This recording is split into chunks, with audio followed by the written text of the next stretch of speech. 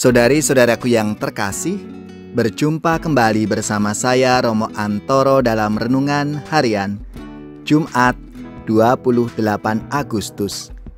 Hari ini kita bersama seluruh gereja memperingati Santo Agustinus, uskup dan pujangga gereja. Semoga kita selalu dalam keadaan baik, sehat, dan bersemangat. Hari ini kita akan merenungkan Injil Yesus Kristus menurut Matius bab 25 ayat 1-13. Marilah kita mengawali renungan kita dengan tanda kemenangan Kristus. Dalam nama Bapa dan Putra dan Roh Kudus. Amin. Pada waktu itu hal kerajaan surga seumpama 10 gadis yang mengambil pelitanya dan pergi menyongsong mempelai laki-laki. 5 di antaranya bodoh dan 5 bijaksana. Gadis-gadis yang bodoh itu membawa pelitanya, tetapi tidak membawa minyak. Sedangkan gadis-gadis yang bijaksana itu membawa pelitanya dan juga minyak dalam buli-buli mereka. Tetapi karena mempelai itu lama tidak datang-datang juga, mengantuklah mereka semua lalu tertidur. Waktu tengah malam, terdengarlah suara orang berseru, "Mempelai datang, songsonglah dia." Gadis-gadis itu pun bangun semuanya lalu membereskan pelita mereka. Gadis-gadis yang bodoh berkata kepada gadis-gadis yang bijaksana, "Berikanlah kami sedikit dari minyakmu itu, sebab pelita kami hampir padam." Tetapi jawab gadis-gadis yang bijaksana itu, "Tidak, nanti tidak cukup untuk kami dan untuk kamu. Lebih baik kamu pergi kepada penjual minyak dan beli di situ." Akan tetapi, waktu mereka sedang pergi untuk membelinya, datanglah mempelai itu dan mereka yang telah siap sedia masuk bersama-sama dengan dia ke ruang perjamuan kawin, lalu pintu ditutup. Kemudian datang juga gadis-gadis yang lain itu dan berkata, "Tuan, Tuan, bukakanlah kami pintu." Tetapi ia menjawab, "Aku berkata kepadamu, sesungguhnya aku tidak mengenal kamu. Karena itu, berjaga-jagalah, sebab kamu tidak tahu akan hari maupun akan saatnya." Demikianlah Injil Tuhan. Terpujilah Kristus. Saudari-saudaraku yang terkasih, apa kabar semuanya? Semoga kita selalu dalam keadaan baik, sehat, dan bersemangat. Hari ini bersama seluruh gereja, kita memperingati Santo Agustinus, uskup dan pujangga gereja. Selamat dan profisiat bagi saudara-saudara, gereja, paroki, lembaga-lembaga yang pesta nama Santo Agustinus.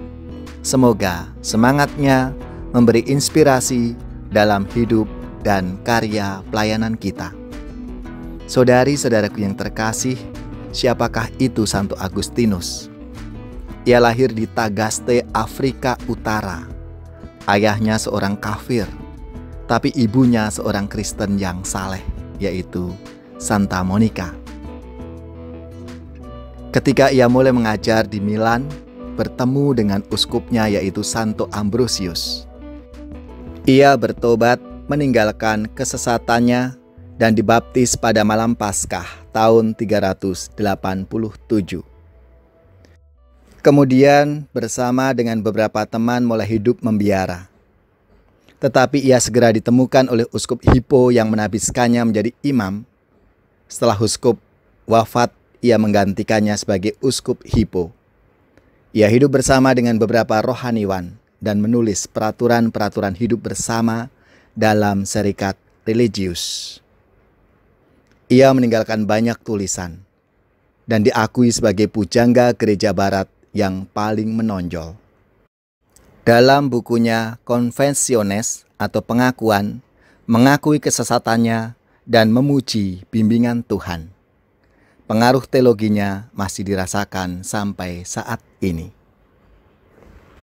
Saudari-saudaraku yang terkasih, perumpamaan tentang 10 orang gadis dalam sabda Tuhan hari ini menghadirkan kepada kita 2 tipe manusia yang berbeda.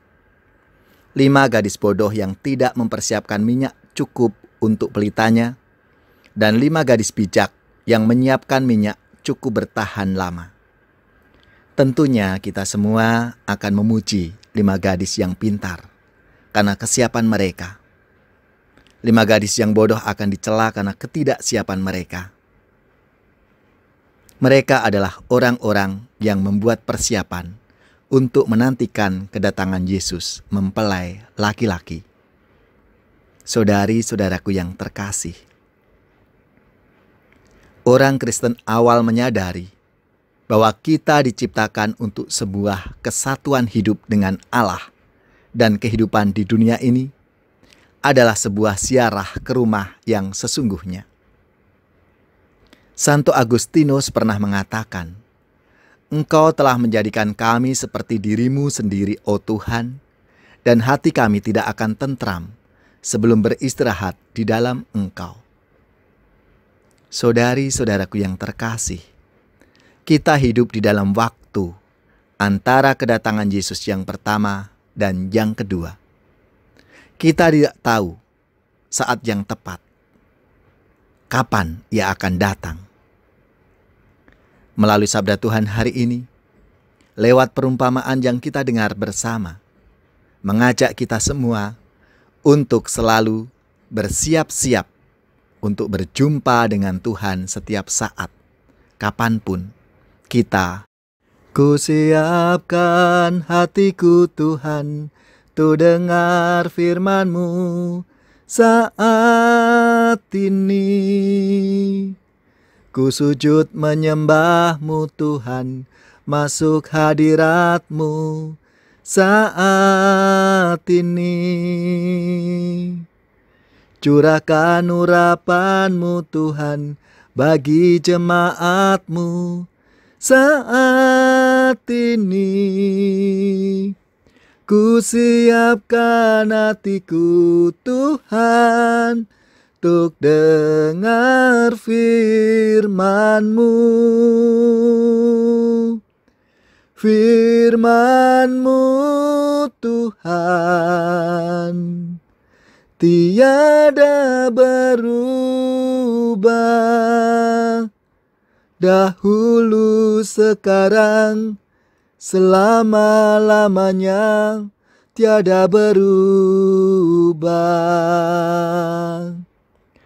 Firman-Mu Tuhan, penolong hidupku.